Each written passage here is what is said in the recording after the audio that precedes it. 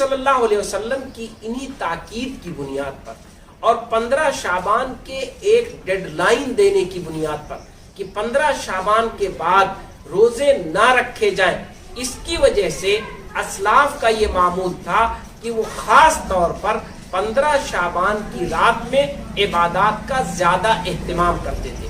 اس کی اور کوئی وجہ نہیں تھی۔ 15 شعبان کی الگ سے کوئی حیثیت نہیں ہے۔ 15 شعبان کے تعلق سے نبی کریم صلی اللہ علیہ وسلم کی کوئی حدیث موجود نہیں ہے۔ احادیث کے تمام ذخیرے میں جو صحیح احادیث کا ذخیرہ ہے، جو معتبر احادیث کی کتابوں میں موجود ہے، جو صحابہ کرام کے عمل کا ذخیرہ ہے، اس میں کہیں بھی 15 شعبان کے لیے مستقل کوئی عمل، کوئی ایسی عبادت اور کوئی ایسی چیز نقل نہیں کی گئی ہے جو خصوصی طور پر 15 شعبان کے لیے ہو۔ لیکن